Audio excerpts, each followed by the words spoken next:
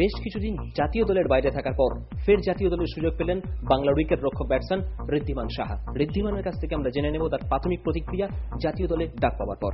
ঋদ্ধি, প্রাথমিক প্রতিক্রিয়া কি জাতীয় দলে ডাক পাওয়ার পর?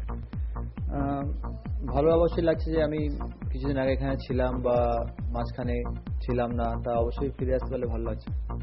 তো দলে এই মুহূর্তে নেই, যে আমরা যেটা দেখতে পাচ্ছি সেহবাগ নেই, ধোনি নেই, তো এখানে আমরা দেখতে পাবো যে একমাত্র উইকেট রক্ষক ব্যাটসম্যান হিসেবে তুমি, অর্থাৎ দলে প্রথম 11-এ তোমার ঠাঁই পাওয়া একদম নিশ্চিত। তো এটা কেমন লাগে? এটা একটা বাড়তি চ্যালেঞ্জ থাকবে যে এতদিন ধরে যা করে এসছি বা যা জেনে এসছি তা সেটুকু হচ্ছে উজাড় করার টাইম চলে এসছে, তা সেটাটুকু দেওয়ার চেষ্টা করবো কিপিংয়ে ব্যাটিংয়ে টিমের জন্য। তো যখন ধোনি দলে নেই, তো ধোনি নিশ্চয়ই তুমি নিশ্চয়ই ধোনির কাছ থেকে কোনো একটা বিষয় জানতে চাইবে কি জাতীয় দলের কিপিং করার ক্ষেত্রে ওনার কিছু পরামর্শ?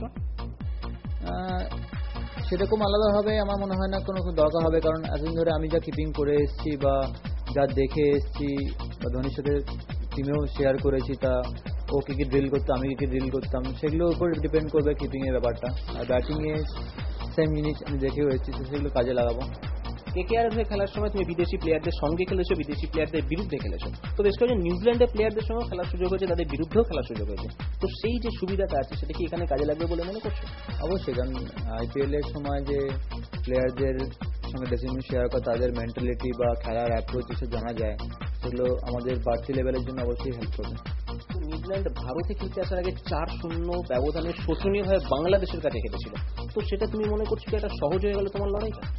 না, সেরকম কোনো হবে না, কারণ ক্রিকেটে আপস অ্যান্ড ডাউন সবসময় থাকে। কোনো খারাপ টিমের কাছে ভালো টিম হেরে যেতে পারে বা উল্টোটাও হতে পারে, সেরকম কোনো ব্যাপার না।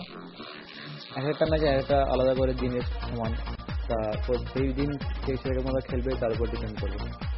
বিষয় হচ্ছে বাংলার ক্রিকেট নিয়ে আলোচনা করতে গেলে সৌরভ গাঙ্গুলির কথাটা আসবেই। তো সৌরভ গাঙ্গুলির কাছ থেকে তুমি কোনো রকম ফোন কিংবা শুভেচ্ছা বার্তা কিংবা সৌরভের